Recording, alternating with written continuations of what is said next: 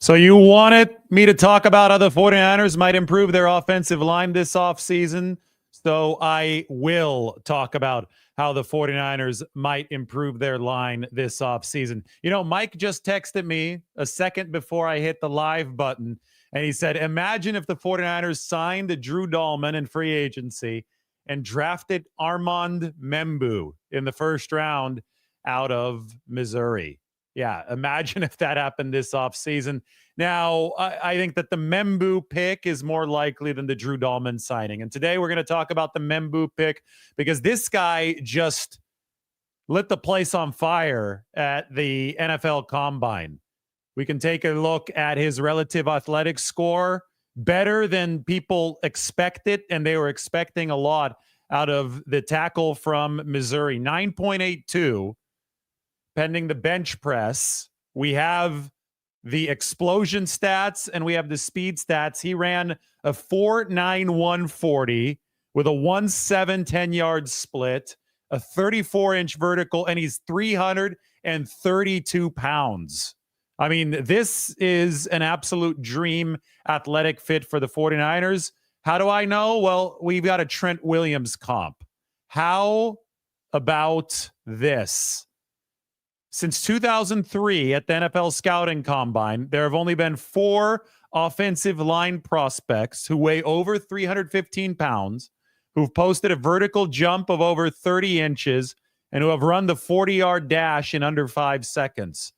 2 of them have come in this combine. Will Campbell, who everybody was talking about entering the combine, and Armand Membou, who everybody seems to be talking about now. We're going to dedicate a whole show. We could talk a little bit about Will Campbell as well because he made this list. But the 4.91 40 that I was talking about, just a bit off of the Trent Williams time back from 2010, 4.88. And Membou is 332 pounds. So he checks in 17 pounds heavier than Trent Williams. The arm length is very, very important. And the 49ers are really picky with their tackles.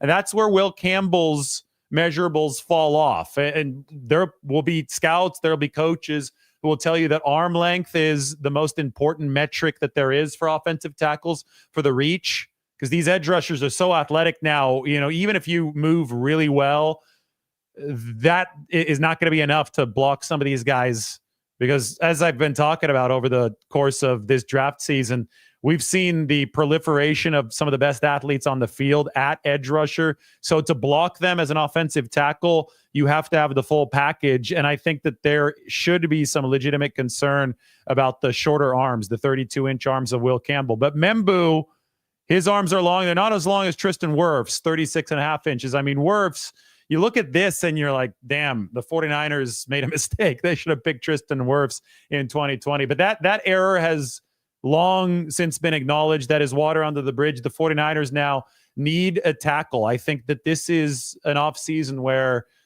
tackle is something the 49ers almost must address. Trent Williams is 2 more years under contract for San Francisco, and I don't think that the 49ers, not a good sign for Colton McKivitz entering his contract year here. I don't feel that he is going to be extended beyond this season. And if the 49ers do extend him, then it's going to be at a lower rate that we saw for, last year. It was just a 2-year deal there. It was a placeholder kind of rate until they could get into a position where they can take a bigger swing at an offensive tackle. And with each subsequent offseason, the 49ers push themselves further into a spot where they do have to take that bigger long-term swing at tackle because of Trent Williams getting older. And I know that Williams just signed the extension, or it was really a pay raise for Trent Williams. He didn't add all too many years onto the contract, but he's now being paid right near the top of the market again. And I know that he wants to play until he's 40 years old. And I know that he's a future first ballot Hall of Famer, but he's my age and I'm not that young anymore. I'm 36 now. So Trent Williams is the only player in that 49ers locker room who's actually older than me at this point. And that means in NFL years, you've got to start thinking about a succession plan. And Colton McKivitz has been fine for the budget that the 49ers have allotted for that right tackle position. I thought the play improved this year for Colton McKivitz relative to where it was before Dominic Pooney was around at right guard, right next to him at that right tackle position. But we're seeing the 49ers optimize the efficiency of their roster around Brock Purdy. And one of the first things that you could think of when you're trying to optimize a roster for quarterback is the offensive line, is that right tackle position, which gave up a considerable amount of pressure over the past 2 seasons, over the past 2+ seasons, while Brock Purdy has been under center. This goes back for the 49ers, in fact, before Brock Purdy. They drafted Mike McGlinchey in the 2018 cycle, and he struggled in pass protection. He was always a much better run blocker than he was a pass protector, and then he got hurt. 2021, the 49ers had to play with Tom Compton at the right tackle position, and it led to an injury, a couple injuries for Jimmy Garoppolo down the stretch, and I think ultimately the 49ers' inability to pass protect in that season, even back to the 2019 season, some of the struggles at right guard, those sunk the 49ers against the Chiefs in Super Bowl 54, definitely sunk the 49ers against the Rams in the NFC Championship game of the 2021 season. We saw the pass protection get better in 2022, but still Brock Purdy was hurt when Hassan Reddick, an Eagles edge rusher, roared around the edge. I know on the play, the 49ers had play fake called, and the design was for a tight end to pick up there was Tyler Kroft, the tight end, to pick up the edge rusher, and Purdy didn't quite get rid of the ball in time, and obviously that play blew up his elbow, but still it was a direct reflection of the pass rush beating whatever protection the 49ers had.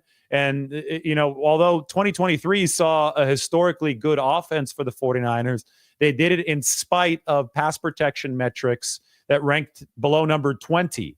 2024 actually saw some improvement from the line as a whole, but still plenty of holes up front, still plenty of room for improvement, especially considering the fact that the 49ers are about to make this massive investment in Purdy. They're already making changes to the offensive cost structure and the efficiency basis of what they're doing on the offensive side of the ball at receiver. We saw it with the Deebo Samuel trade yesterday. They're finding pieces that fit Brock Purdy more perfectly, and the same type of mentality is going to have to extend to the offensive line. So we're here to talk about the offensive tackle position because Armand Membou put on a show today. I just showed you guys the comparisons between Membou, Will Campbell, Tristan Wirfs, and Trent Williams, the only 4 players since 2003 that have done this at the NFL Combine. And then we can obviously go to Armand Membou's relative athletic score, which has been impressive as hell. If you go and watch the tape of Armand Membou at Missouri, he is somebody who has translated the athleticism that I just put up onto the screen into his play. He had 825 pass blocking snaps and gave up only 9 pressures. The other day, we were talking about Shamar Stewart, the relative athletic score king of the defensive ends out of Texas A&M. He had the perfect 10 relative athletic score at the Combine. Well, if you put on the tape of Shamar Stewart against Armand Membou, some SEC play, Membou just totally stonewalled him, totally shut him down. So, there are 2 things that you look for in general, right? But you look for a player delivering on the field, the game tape production. Okay, this guy's a football player. And then you go to the NFL Combine and you look to see how these guys test. Sometimes guys have this. They have the testing, but they don't really have the tape. And you say, okay, well, this is a projection. With that athletic skill set, maybe we can develop this guy. Some guys have the game tape, but they don't really have the athletic testing. So you say, okay, well, he's a gamer, but his ceiling is going to be relatively limited. Some guys, and these guys are few and far between, have both.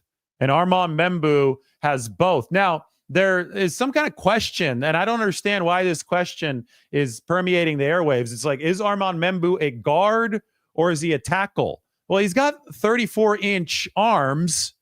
He's elite in all these metrics, especially when you consider that relative athletic score compares him against tackles. I don't see why we're not considering him to be a tackle. I mean, normally the players that you say, maybe he should be a guard at the next level, those are guys that you find to be somehow athletically limited, somehow size limited. I know that the height isn't 6'6", 6'7" height, but it's 6'4", and he's got the long arms. 33 and a half inches to be exact, but 34 inches on the page here that we had with the comparison to Trent Williams. But sorry, that's the vertical leap. I'm looking at the wrong one. 33 and a half inch arms, 34 inch vertical leap. I got confused with which chart I was looking at. But the measurables here, my point is that the measurables here for Armand Membou say that he can play tackle. And he played tackle at a high level in the SEC. And I think that the fact that people are even having this discussion is even more of a plus for Armand Membou, because the 49ers have been open about saying that they're looking for players who can play multiple different positions up front. The way that NFL rosters work, you're typically only going to carry 8 offensive linemen on the 53, which means that you do not have a direct backup for all 5 offensive line positions. You're going to have somebody that can play at multiple spots. So the 49ers, especially as they think about how to integrate a young offensive lineman into the fold quickly, they think about versatility. In 2021, Aaron Banks came aboard, but he wasn't able to play right away because he had to develop, but he was pigeonholed at either left guard or right guard for the 49ers. He wasn't about to play a tackle position for San Francisco. Somebody who has earned a little bit more playing time for the 49ers because of his versatility is a player who hadn't been particularly good for San Francisco, but the adaptability might have extended his time in the league, is Spencer Burford. They picked him in the 4th round out of San Antonio, and he started immediately in 2022 at right guard. But Burford obviously saw his struggles to the point where John Feliciano replaced him as the starter in 2023. This past season, after Dominic Pooney replaced both Feliciano and Spencer Burford at right guard, we saw Burford resurfaced at left tackle, which is the position that he played in college at San Antonio. That's one example of a player that whom the 49ers have really liked because of his versatility. And if we're having a debate about where Armand Membou is going to play, is it going to be the tackle position or the guard position? Well, I think that only makes the 49ers like him more. In fact, we got to go to the 49ers directors of player personnel, Tariq Ahmad and RJ Gillen, who spoke after the draft last year about the 49ers and their pickiness in selecting tackles. Because you'll remember in the 2024 draft, the 49ers, everybody was saying, well, they might need a tackle here at some point because Trent Williams is getting a bit older. Obviously, Colton McKivitz is at the right tackle spot. He's a Band-Aid at that position for the time being for San Francisco. So a lot of what I'm saying right now, people were saying about the offensive line position last year, but the 49ers did not pick a tackle because they had just come off of a Super Bowl berth. They didn't pick until number 31. And the explanation from Tariq Ahmad about why the 49ers didn't pick a tackle should help color a lot of the context that we need heading into this 2025 draft. Yeah, good question. I think there's not a lot of people that have the skill set to play tackle, so it reduces the pool, and also they typically go pretty early. So there's obviously a lot that we like early on in the draft, but then we are very selective of those guys. But it is something we would love to take throughout the draft if the right person was available. That is a position that we'd love to take throughout the draft if the right person was available. So first off, the 49ers have not picked this high since 2020 when they're at about this spot in the draft. They could have had Tristan Wirfs, obviously didn't take Tristan Wirfs, although they did pick up somebody else in the offseason in 2020 for the tackle position. That was Trent Williams. They traded for Trent Williams that offseason. So, you know, you could go back in history and you could see how things were progressing at the time for the 49ers. They actually lost DeForest Buckner via the trade. So they were looking, and this is I think when you don't go best player available, you run the risk of missing out on the best player right in front of you, which is what happened to the 49ers in that offseason. But they went with Javon Kinlaw to directly replace DeForest Buckner. So they went position specific they had already picked up, or at around the time of the draft is when they acquired Trent Williams via trade from Washington. So they said, okay, we've picked up who we need to pick up at the tackle position. And obviously they missed out on a player who, in retrospect, if you had two big-time offensive tackles, if you had Trent Williams and Tristan Wirfs on this team over the course of the past few seasons, well, they might have won multiple Super Bowls. I hate going down the path of what ifs, because you could say this about the NFL draft at so many different junctures. It's a crapshoot at the end of the day, so it's not really fair to nitpick pick after pick after pick in this way. You've got to look at the totality of things, but it is worth pointing out that the 49ers have faced a couple of these junctures in the first round where they haven't gone best player available, where it looks like they've definitely zeroed in on a specific position. And in this one case, it did not work out for San Francisco. But anyway, you heard Tariq Ahmad talk. You said that the 49ers, they're players that they've really liked at tackle, but they haven't had the picks to do it because they picked so low in the first round. And that's because they've been a successful team over the past several years. But this past year was not nearly as successful for the 49ers. So now they're going to be sitting there at 11. The issue now is that I think they're going to love Armand Membou, but I'm not sure if he's going to last until number 11 because of this awesome athletic display that he put up for San Francisco. I mean, he didn't do it for the 49ers. He did it for the whole league at the NFL Combine. But the 49ers can look at this and they could say this matches so many of the criteria that we hold true for offensive linemen. And I think that this is going to be a player that they covet, but the question will be, does he last to the point where the 49ers pick? Here are more relative athletic score comparisons for Armand Membou from the offensive tackle position. A lot of very accomplished players on here. Jason Peters, in the league for a long, long time. Drafted in 2004 out of Arkansas.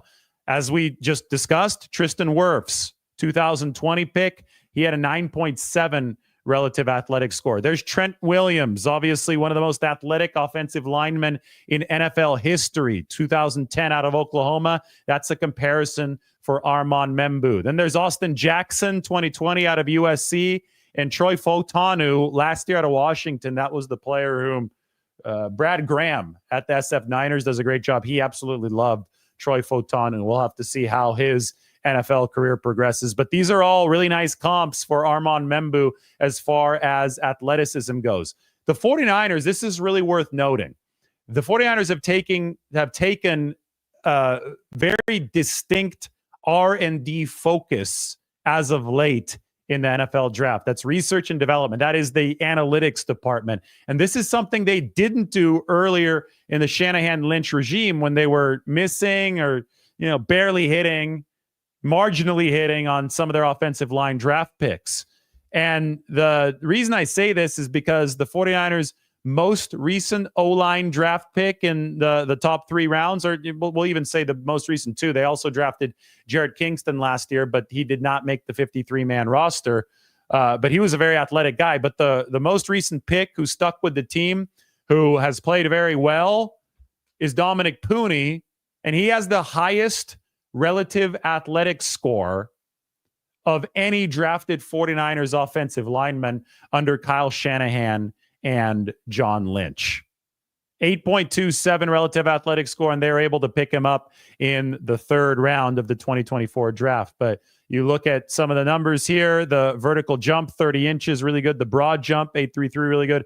The short shuttle was absolutely awesome. That's a 9.87 score, 4.4 short shuttle. The short shuttle's actually been very predictive of success for offensive linemen at the NFL level. Josh Norris, who makes some excellent content, he's actually done a study of the short shuttle over the course of the past, I think, couple decades of the NFL scouting combine and then the NFL draft, and it's been a very good predictive measurement of how linemen fare. Pooney doesn't have great short line speed or straight line speed, but it's been great as far as agility and explosion. And both of those traits for him stuck out in the relative athletic score and then obviously translated to the field for the 49ers. But you see his score. It was really good. And Jarrett Kingston's was really good. The 49ers drafted him last year. If we go to some other players from the 49ers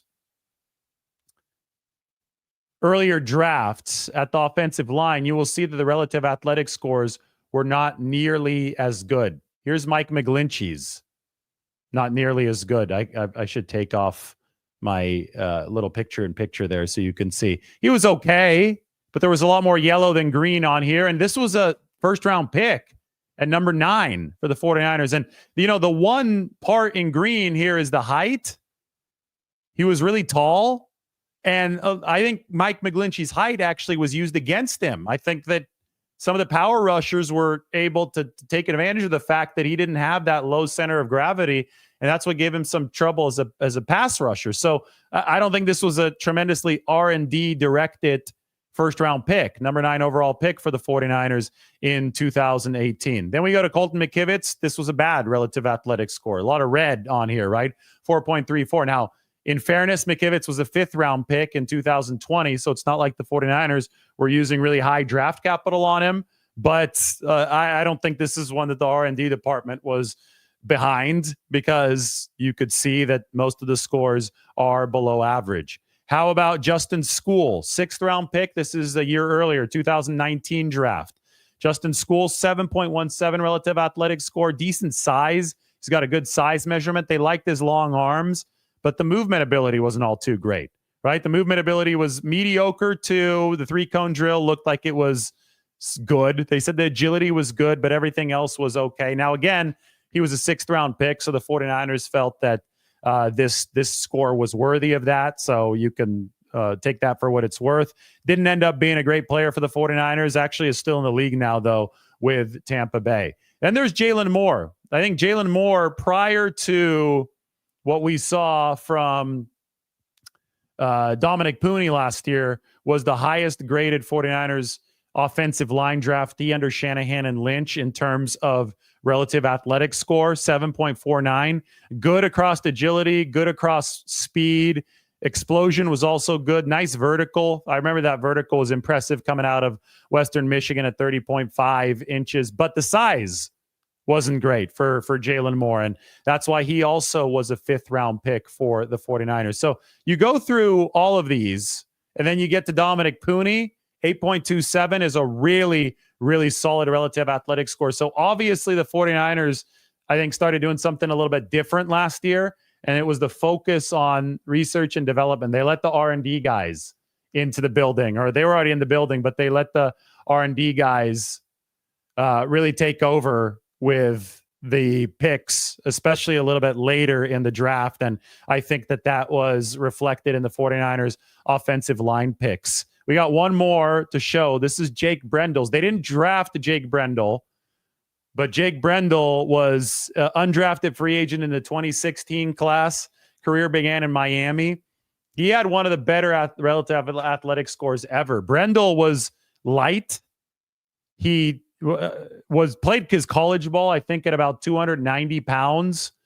For the combine, though, it looks like he got up to 303 pounds. Or I don't know if he was invited to the combine. Maybe this relative athletic score came from his pro day, but you could see the metrics for Brendel as far as athleticism and explosion. And yes, I don't think that Jake Brendel has put his best football on tape as of late, but he did emerge from undrafted free agent to 49ers starting center. And he put together, especially the 2022 season, succeeding Alex Mack was a really good season for Jake Brendel at center for the 49ers. And you could see what they covet. They covet that movement ability from the center position, the ability to explode into the second level. You're having to execute a lot of very difficult reach blocks if you're an interior offensive lineman for the 49ers. So they want you to have a fast 10-yard split. They're looking for the 1-7. They're looking for the fast short shuttle. Brendel's short shuttle was insane at 4.27. And I mentioned Josh Norris and the entire short shuttle theory. Well, take a look at this. There actually were no qualifiers, and I know this is going to be a little bit small. Hopefully I can make it a little bit bigger. Maybe I could zoom in. There were no qualifiers this year for this criteria, but since 2010, just 36 offensive linemen recorded a 4.47 short shuttle or better at the NFL Combine, according to Josh Norris. Of those 36, 31 were drafted And those 31 went on to start 80.1% of their NFL games. So Josh Norris says that this list is literally a cheat code. Well, look how many 49ers Shanahan affiliated players are on this list. Dominic Pooney with his 4.40 short shuttle last season. Jared Kingston is on this list. The 49ers also drafted him, although he's no longer on the team. Brandon Fusco was the first starting right guard for Kyle Shanahan with the 49ers back in 2017. Fusco with a 4.43 short shuttle. And then at the very bottom, or close to the very bottom, 3 names up, is Jake Brendel with that 4.27 short shuttle. I think the only faster one on this entire list is Jason Kelsey's. Yep, 4.14 short shuttle that Jason Kelsey was able to run way back in the day, way before he entered the NFL. So anyway, why the short shuttle? Well, I think for pass protection purposes, quickness is these days especially just as important as strength, because these edge rushers, these are guys that 20, 30 years ago would have played wide receiver, might have been a running back, might have been at positions that handled the football more often. But the way that football evolved was that the game just became a cheat code for these coaches who figured it out early enough to put some of these guys that were so athletic to be good receivers, but to put them at edge rusher instead because the tackles weren't athletic enough. The offensive linemen, I mean, you could line the edge rusher up over the inside as well. So the offensive linemen weren't athletic enough to shuffle their feet to cut off the rushing lanes. So the short shuttle has become a measure of successful offensive linemen because it does measure how quickly that big 300-pound body can move left or right and quickly seal off some of these rushing lanes that have tormented offenses in recent years.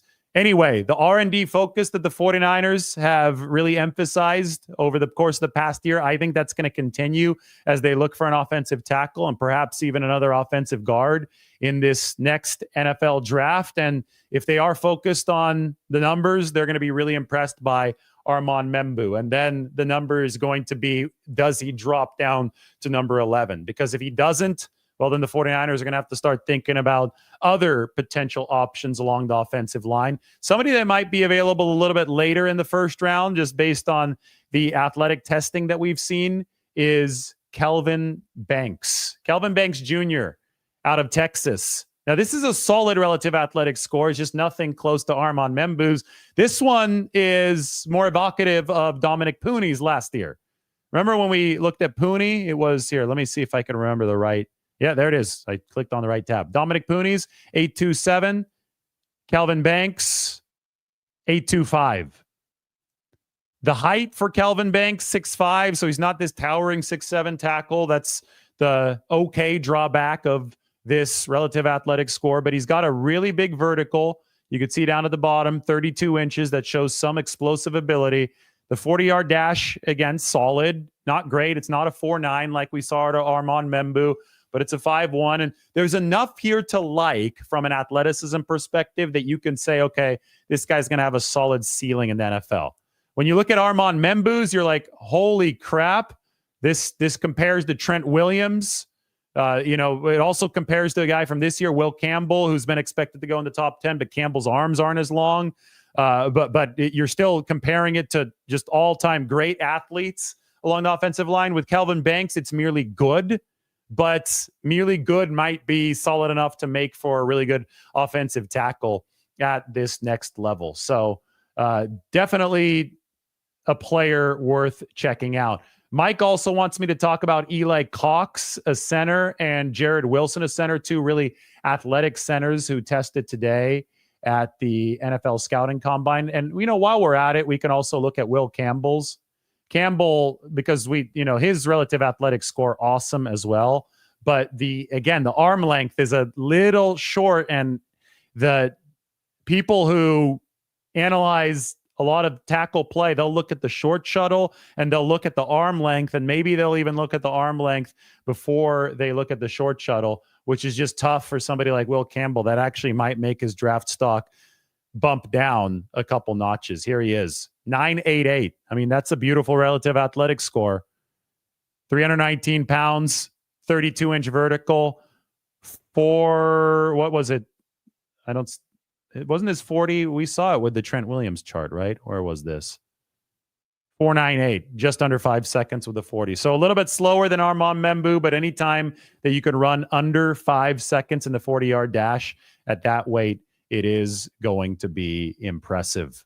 49ers are going to have some interesting options, I think, along the offensive line in this draft. Gray Zabel, too. We saw him today at the NFL Combine. He's a guy who was really drawing some buzz at the Senior Bowl. That's an interior offensive lineman, North Dakota State. Now he's at the NFL Scouting Combine, and I think it's a solid offensive line class. I mean, we've gone through all these positions now at this point. I think the quarterbacks are going to be last. 49ers won't be highly interested in the quarterback position, but we've gone through these positions, and there have been superb athletic performances at all of them, right? I mean, from James Pierce Jr. and Shamar Stewart at that defensive end position. Nicky Manwari at the safety position was absolutely insane. Another perfect 10. And now with Armand Membou, well, offensive line is what everybody wants the 49ers to go after, it seems. When I get online, everybody's crying for offensive linemen. Well, it might just make sense this offseason for the 49ers to draft one of these tackles early on. If there's one hint that John Lynch gave us at the NFL Combine, it was they loved offensive linemen with versatility. The guys that can play guard, that can play tackle, that can deliver both, because then it lets you arrange the Tetris pieces as the blows come. And you're not having to just pigeonhole a guy into one spot without, really knowing how effective he's going to be at certain positions at the NFL level until he can actually be on an NFL practice field and on an NFL game field. So adaptability is actually very good for these rookies. They can integrate into the mix, and you need adaptability just to field an NFL roster that can withstand the rigors of an entire season. Mike is just sending me all kinds of stuff. He says Campbell's 77 3/8-inch wingspan would be the shortest wingspan of any offensive tackle at the Combine since at least 2011.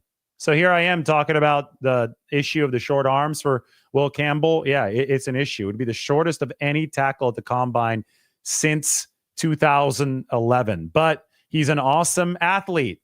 So where does that balance happen? I think that people just assumed, and this is a problem across all of football dialogue. It's a problem across political dialogue. It's a problem across any dialogue in the modern world. People will latch on to a theory, and then they'll just stick with it, even if they don't have the data to back that theory up. So they just create these lazy stereotypes. And one of them was, Will Campbell, he's going to be the top prospect at the offensive line position in this draft. Hands down. He's not going to slip. And they didn't even let the NFL Combine happen. And yes, Campbell was electrifying as an athlete, but he measured out with the shortest wingspan since 2011. Meanwhile, this guy, Armand Membou, shows up with a 33.5-inch arm length, and he delivers an awesome relative athletic score as well. So maybe those two guys flip as far as their draft positioning. It's going to depend on what individual teams think of these players. 49ers have to be on their toes as number 11 approaches. Who knows? Maybe they even trade up a couple spots if they truly fall in love with somebody like Armand Membou, or hey, maybe they'll like Will Campbell. But I think that based on the specificity that the 49ers brass has talked about, how picky they are with these tackles, Membou is the one that stands out most to me. Membou is the one that feels like he fits what the 49ers have said that they're looking for the most at the tackle position. And the debate about guard or tackle is all the better for the 49ers because they want those adaptable players. Again, I could talk about athletic metrics all day, but it's the on-field play that is really the difference maker, and it's the tape that's really the difference maker. And Armand Membou gave up only 9 pressures over the course of 800 plus pass protecting snaps, facing some really athletic edge rushers, I should say. Right? Shamar Stewart was one of the edge rushers that he dominated on tape. So I'm all in on Armand Membou. He might be the pick for the 49ers at number 11. Let's see what the buzz is about in the chat. Yes, Margot is baking a molten lava chocolate cake again. I believe this is the third time in 4 nights that there has been a molten lava chocolate cake being baked. She's apologizing for it. I'm not saying that this is a bad thing. I'm saying that this is a good thing. I get to have the cake after this show is over. I've heard like a lot of pots and pans like clanging in the kitchen. That means that the molten cake is on its way. I think at this point, it's becoming a running joke of the show. Earlier today, sit down. We're about to do a show on Brandon Ayuk and the possibility of the 49ers trading him. You could go and watch it. And a lot of people still seem to be watching that. That show's been doing really well all day. And, it took me a few minutes to get going, as it always does. I like when the chat gets fired up before we start the show. And I sit down and I look at the chat for a couple seconds and somebody goes, Margot's probably baking another molten lava chocolate cake. So that's what's taken so long. So technically not true this morning. It technically is true right now. The molten cake is going to be ready here in a few minutes.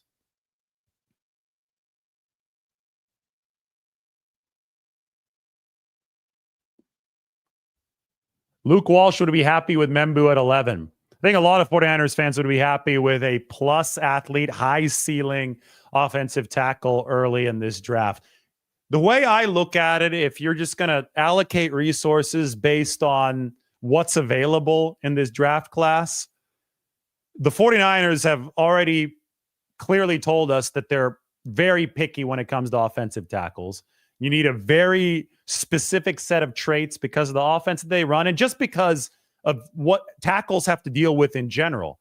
Again, I've told this story a couple times. It's been a while since I told it, so I'll say it again. Kyle Bell, one of my good friends in high school. I mean, this guy was an athlete, 6'5". I think he was 200 plus in high school. I mean, this guy was huge. And he was a wide receiver early in his high school days. And he athletically, nobody who could really cover him. I mean, he could be a dominant player had he trained at that position. But the coaching staff saw that this is way back in 2004, 2005. I think that the coaching staff was thinking ahead of its time, and they put Kyle in at edge rusher.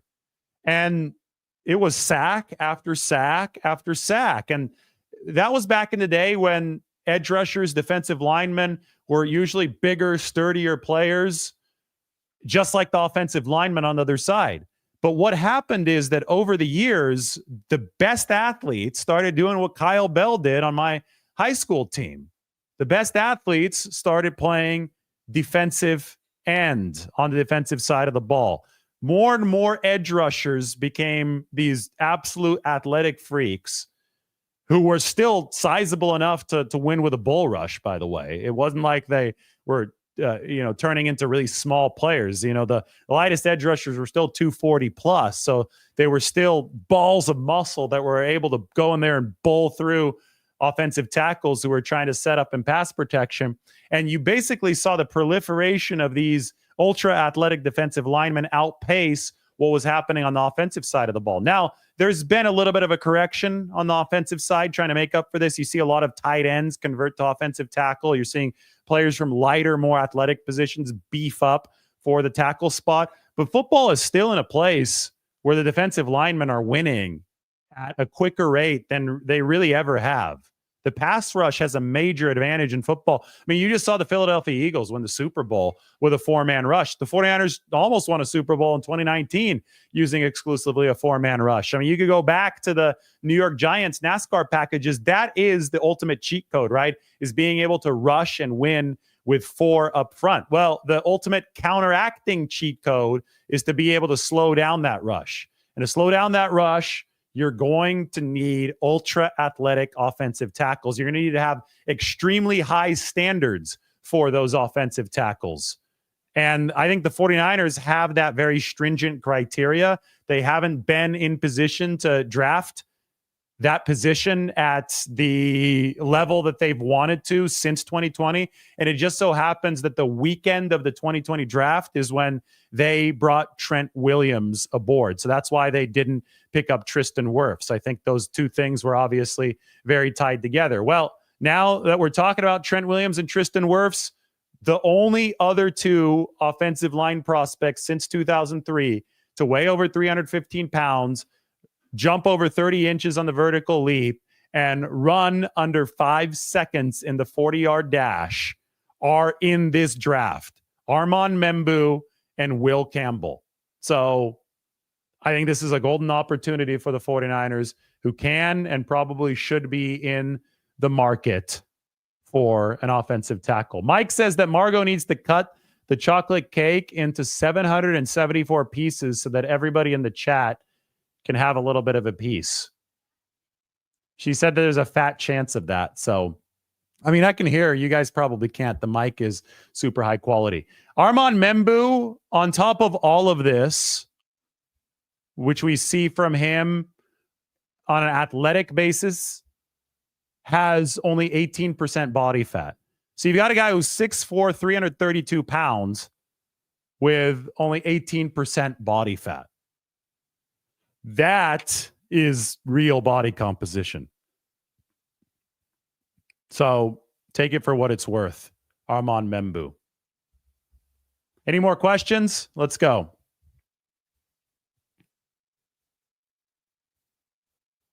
J49 wants a picture of the cake.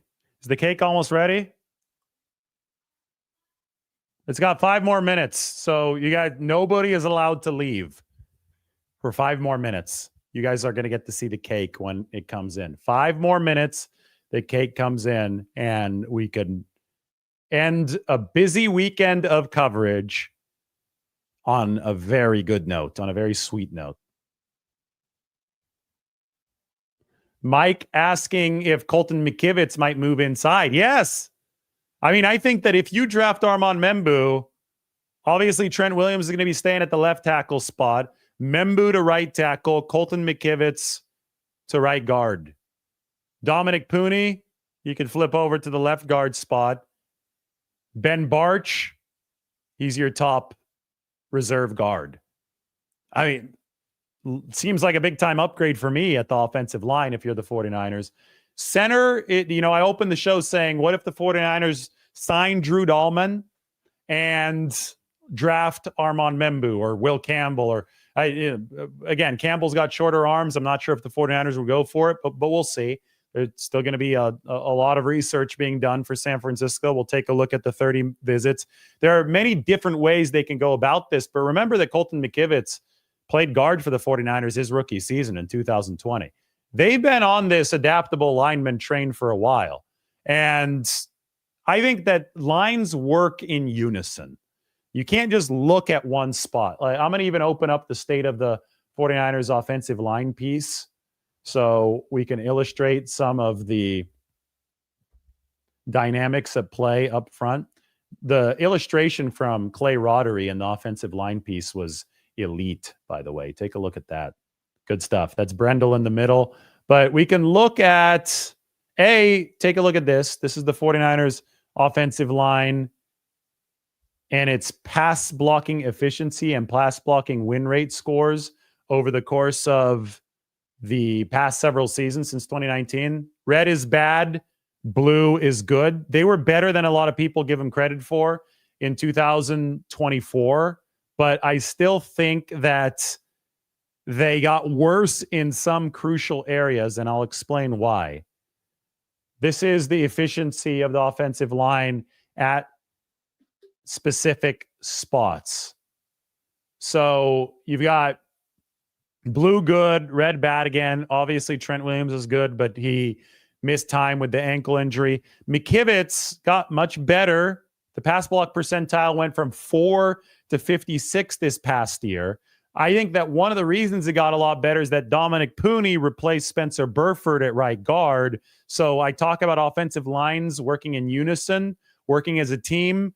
The communication, the teamwork on the right side of the offensive line was much better. Now, Pooney hit a rookie wall.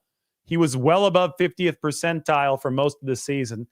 I think the 49ers fully believe that Dominic Pooney is going to be ready to go in his second year and is going to be able to deliver the way that he did for most of the season. But if you talk about adding somebody like Armand Membou, I think you definitely talk about taking the right tackle position, moving Colton McKivitz inside, You're having to replace Aaron Banks. You just, as insurance, the 49ers just re-signed Ben Barch, who's at the very bottom. You can see Barch was one of their best offensive linemen last year.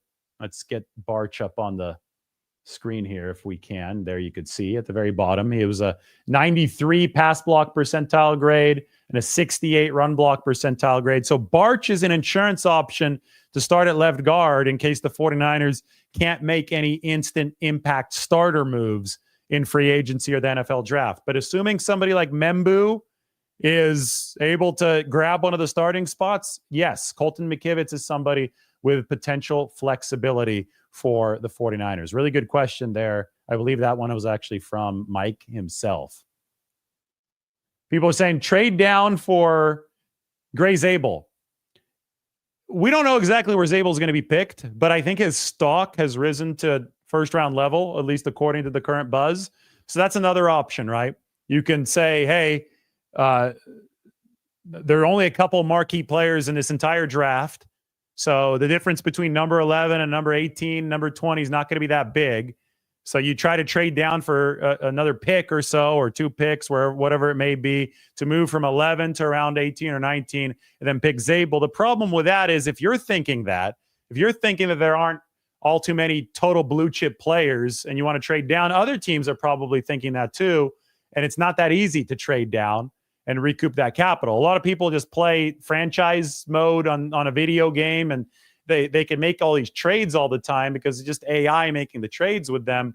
But it's not this uniform setup every year where you could just trade down from 11 to 20 whenever you want. It's a much more imperfect, imprecise system that we're going to see. So it's not a system at all. It's an imprecise venture. It's an adventure. That's what the NFL draft is. It's like an unpredictable game.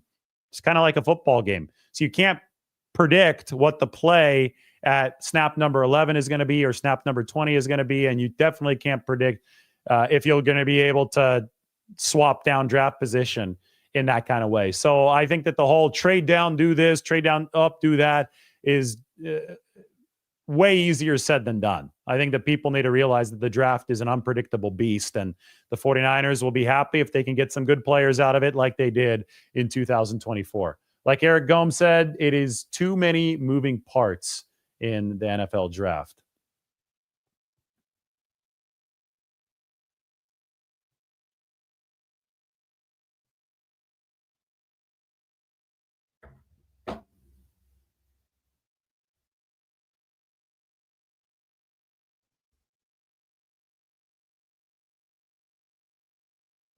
Gabriel asks, given how deep the defensive line is this year, and if the top 2 tackles are gone by 11, the 49ers go best player available or trade back. Again, I don't know. I can't tell you if they're going to trade back, because the trade back, there has to be an offer, right? There has to be the ability to trade back. Another team is going to want to have to trade up for you to trade back. And I can't tell you what other people are going to be saying when the 49ers come onto the clock at number 11. There's just way too many moving pieces to start getting down into these rabbit holes. That's why everybody's mock draft ends up being wrong. Like, you can't predict this stuff. And the more you try to predict it, the more frustrated you're going to be. Update right now is that I could smell the molten lava chocolate cake. That must mean that it's almost done. I've gotten my first whiff of the smell. It's great. Gray Zabel will be a good football player. Well, North Dakota State seems to be really adept at producing some of these offensive linemen. So I'd have to agree that the odds might be in his favor.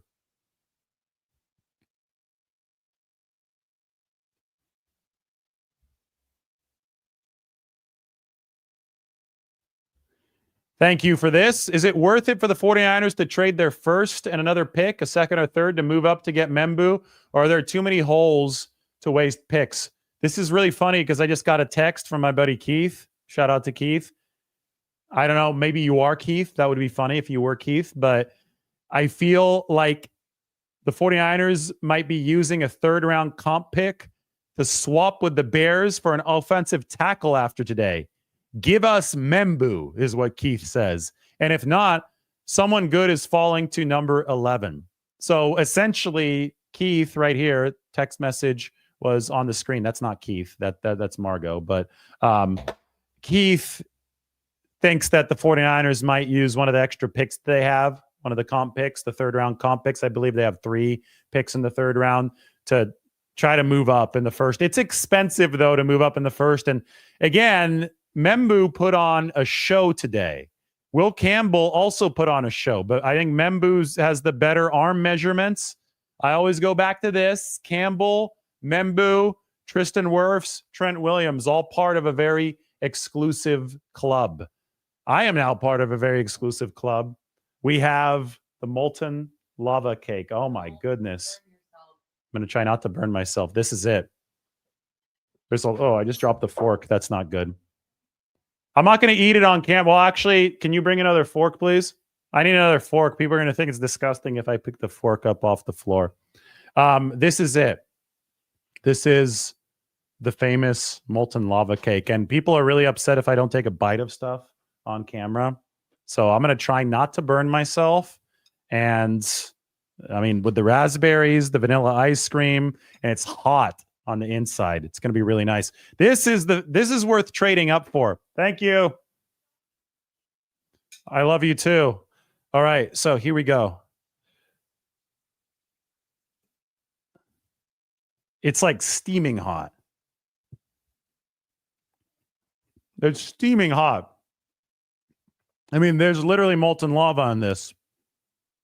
It's really good. We'll have some of the fruit. We're going to cut it up into 756 pieces.